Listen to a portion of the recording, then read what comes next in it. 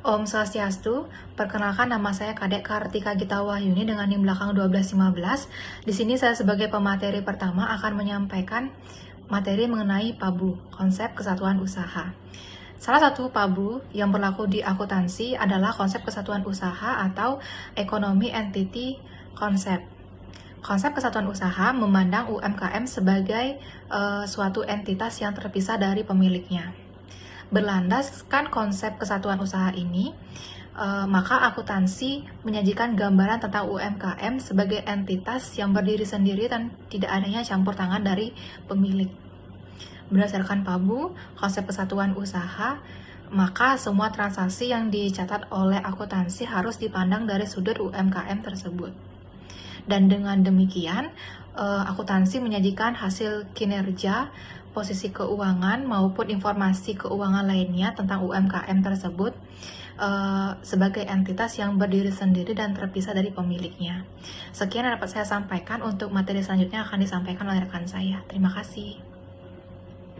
Perkenalkan, nama saya Wahyu Ramadhani dengan NIM 1817051294. Di sini saya akan menjelaskan tentang definisi elemen dan hubungan antar elemen. Yang pertama ada aset, jenis penggunaan dana untuk memperoleh berbagai jenis sumber daya UMKM. Yang kedua ada biaya, yaitu jenis penggunaan dana untuk menjalankan kegiatan rutin atau non-rutin UMKM. Yang ketiga ada pengembalian ekuitas, jenis penggunaan dana yang lazimnya berupa penyerahan aset, baik kas, jasa atau produk, atau yang lain ke pemilik. Yang keempat utang, yaitu sumber pemulihan dana yang berasal dari pinjaman pihak ketiga. Sifat utang adalah wajib melunasi pada tanggal yang telah disepakati. Utang sering disebut juga sebagai kewajiban atau liabilitas. Yang terakhir ada ekuitas, merupakan sumber pemulihan dana yang berasal dari pemilik laba, kegiatan bisnis, maupun sumber-sumber lain selain dari utang atau kewajiban. Baik, selanjutnya hubungan antar atau antara dua kelompok elemen. Bisa dilihat di slide bagan hubungan antar atau antara dua kelompok elemen. Berdasarkan persamaan akuntansi yang merupakan cerminan matematika aljabar, terdapat dua kelompok elemen, yaitu penggunaan dana yang terdiri dari elemen aset, biaya, dan pengembalian ekuitas yang berada di sisi kiri persamaan akuntansi. Yang kedua, pemerolehan dana yang terdiri dari elemen-elemen utang, ekuitas, dan pendapatan yang berada di sisi kanan persamaan akuntansi. Sekian dari saya. Untuk materi selanjutnya akan dilanjutkan oleh teman saya. Terima kasih. Baik, perkenalkan, saya Kade Ariarta Dewi dengan di belakang 1202. Di sini saya akan melanjutkan presentasi dari teman saya. Materi selanjutnya yaitu analisis transaksi berbasis elemen. Analisis transaksi berbasis elemen persamaan akuntansi yaitu sebagai berikut. Pada tanggal 1 Januari, Bapak Suarsana menyerahkan uang tunai sebesar 10 juta sebagai setoran modal di UMKM Payok Kedas. Entitas yang terlibat yaitu perusahaan dan pemilik modal. Elemen persamaan akuntansi yang berubah yaitu elemen aset dan ekuitas, di mana elemen aset berupa uang tunai bertambah sebesar 10 juta dan elemen ekuitas berupa modal bertambah 10 juta. Selanjutnya, pada tanggal 3 Januari, UMKM Payok Kedas membeli tunai bahan habis pakai sebesar 1 juta. Entitas yang terlibat yaitu perusahaan dan pemasok. Elemen persamaan akuntansi yang berubah yaitu elemen aset, di mana berupa bahan habis pakai bertambah 1 juta dan aset lainnya berupa uang tunai berkurang 1 juta. Materi selanjutnya yaitu pengakunan. Akun adalah wadah atau media untuk menampung semua perubahan yang terjadi atas suatu jenis dana. Akun kas sebagai contoh berisi semua perubahan yang terjadi khususnya di aset berupa kas, baik berupa penambahan dari transaksi penerimaan atau pengurangan dari transaksi pengeluaran. Demikian pula untuk akun biaya utilitas berisi semua pengeluaran biaya listrik, telepon, dan air yang ditanggung UMKM. Baik, perkenalkan saya Dian Yusmara dari kelas 7B dengan NIM 1256. Di sini saya akan menjelaskan terkait dengan nama akun elemen-elemen pada pengakuan.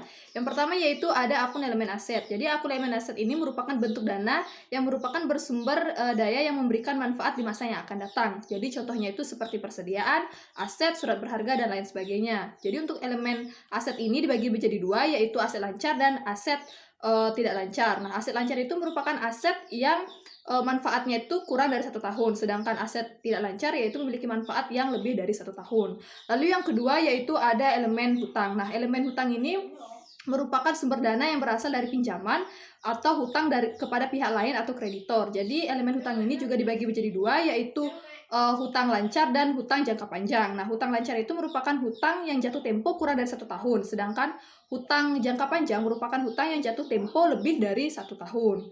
Lalu yang ketiga itu ada elemen biaya. Nah, elemen biaya ini merupakan penggunaan dana yang habis masa manfaatnya atau sudah dikonsumsi atau digunakan pada proses atau kegiatan usaha. Jadi biaya-biaya yang dikeluarkan selama dalam kegiatan usaha. Nah, untuk elemen biaya ini dibagi menjadi dua, yaitu biaya operasional dan biaya non-operasional.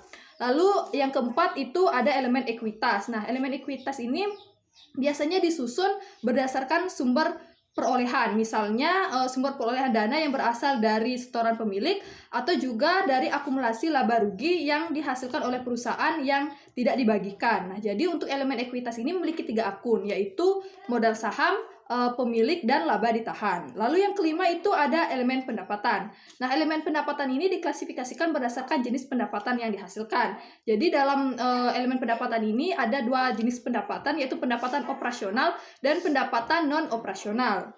Lalu yang keenam itu ada elemen pengembalian ekuitas. Nah, untuk elemen pengembalian ekuitas ini merupakan penggunaan dana untuk kepentingan pemilik, baik itu pengendalian pribadi atau free, atau juga pengembalian kepada pemegang saham atau dividen. Nah, untuk akun elemen pengembalian ekuitas ini dibedakan berdasarkan bentuk perusahaan, yaitu yang pertama itu ada perusahaan perseorangan. Jadi akun pengembalian ekuitasnya itu berupa kepentingan pribadi, yaitu disebut dengan PRIV.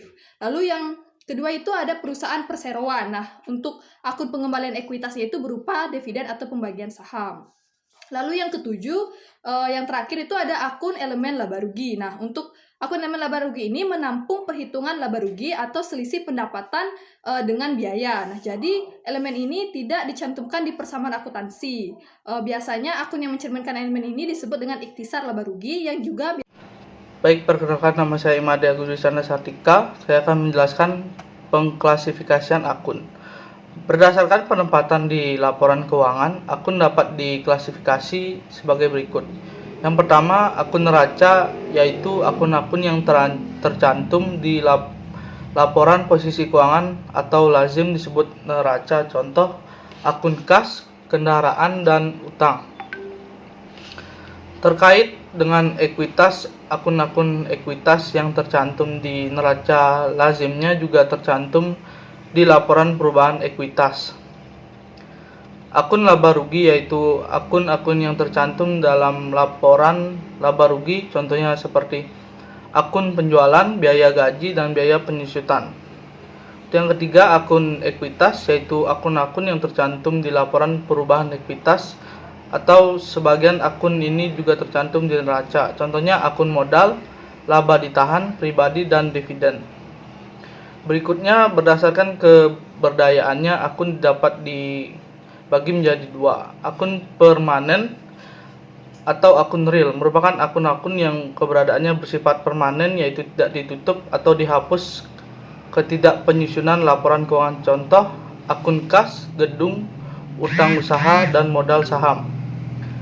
Akun real pada dasarnya tercantum di neraca. Yang kedua, akun sementara atau temporary account atau bisa disebut dengan akun nominal merupakan akun yang keberadaannya bersifat sementara, yaitu dibentuk dalam periode berjalan dan ditutupnya atau dihapus ketika penyusunan laporan keuangan.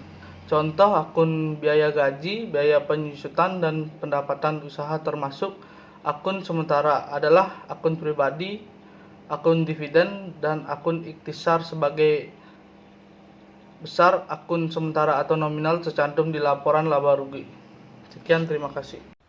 Perkenalkan, nama saya Putu Heri Putra Pratama dengan NIM 1817051132. Di sini saya akan melanjutkan materi mengenai analisis transaksi berbasis akun, di mana untuk saat ini kita membahas mengenai bagaimana sih analisis transaksi berbasis akun yang dilakukan oleh UMKM. Sebenarnya materi ini sudah sering kita jumpai pada semester-semester sebelumnya pada materi akuntansi, baik itu pengantar akuntansi 1, pengantar akuntansi 2 dan lain sebagainya yang berkaitan dengan akuntansi. Sebenarnya di sini kita membahas mengenai sistem pencatatan berpasangan atau double entry system.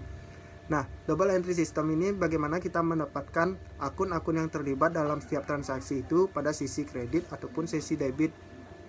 Nah, kita ketahui bahwa komponen pada persamaan akuntansi baik itu aset pasti berada di sisi debit, ataupun komponen utang, kewajiban ataupun modal itu berada di posisi kredit.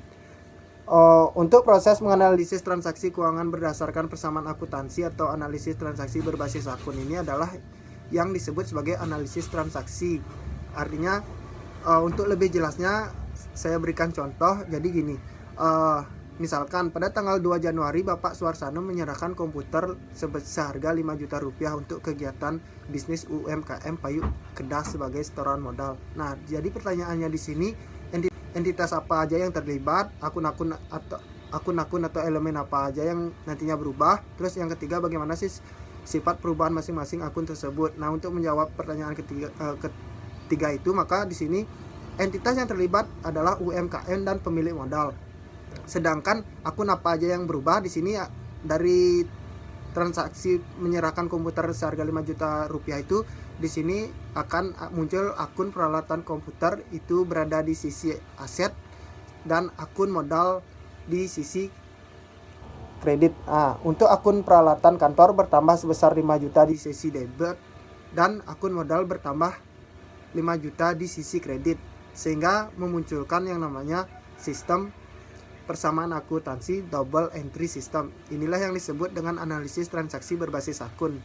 Ini sangat penting untuk mendukung operasional perusahaan, sehingga nanti antara uang usaha dengan uang pribadi tidak campur aduk, artinya memiliki pencatatan transaksi yang terperinci dan tidak, artinya memberikan informasi yang pas dari setiap operasional perusahaan itu sendiri. Terima kasih.